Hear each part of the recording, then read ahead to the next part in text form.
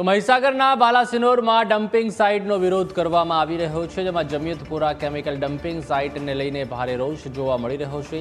Ahmedabad Lunawada highway પર ચક્કાજામ કરી વિરોધ નોંધાવ્યો, ત્યારે કેમિકલ પ્લાન્ટ બંધ કરવાની સ્થાનિકો અને ખેડૂતોની માંગ છે।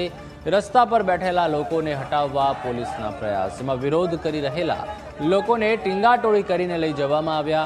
વિરોધ કરી રહેલા તમામ લોકોને પોલીસ સ્ટેશન લઈ જવાયા। કુવાની અંદર બોરવેલ કુવાની અંદર દાળ પાણી આવી રહેલું છે। અમે દરેક જગ્યાએ રજૂઆત કરેલી છે, પછી અમને કોઈ સંતોષકારક જવાબ મળી શકતો નથી। તો હવેથી મોડીને અધિકારીઓ પાણી પીવે અને ત્યાર પછી અમે ખેડૂત ભાઈઓ પાણી પીવા માટે સંમત છીએ।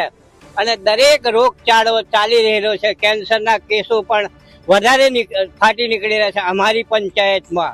અહીંયા બાલાસિનોરની જનતાને જે ડમ્પિંગ સાઇટ છે એના લીધે રોગચાળો ફાટી નીકળશે ભવિષ્યમાં। અને અગાઉ અહીંયા રજૂઆત કરવામાં આવી છે માનનીય મુખ્યમંત્રી શ્રી ભૂપેન્દ્રભાઈ પટેલ અને હર્ષભાઈ સંઘવી જેને રજૂઆત કરેલ છે। અને અહીંયા સર્વપક્ષીય બેઠક રાખીને અહીંયા આજે કાર્યક્રમ રાખેલ છે। પહેલા અમે કહેવામાં આવ્યું હતું કે અમે 1/7ના રોજ આંદોલન કરશું અને જે કલેક્ટર સાહેબ અને મામલતદાર સાહેબને આવેદન પણ આપવામાં આવ્યું હતું।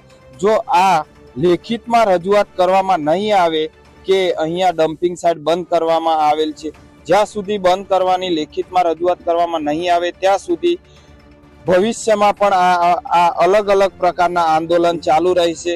આજે અમે વિરોધ પ્રદર્શન અમદાવાદ ઇન્દોર હાઈવે આજે ચક્કાજામનો કોલ આપ્યો હતો। મોટી સંખ્યામાં અહીંયા તમે જોઈ શકો છો કે યુવાનો હોય, આગેવાનો હોય અને ગ્રામજનો મોટી સંખ્યામાં જોડાયા છે।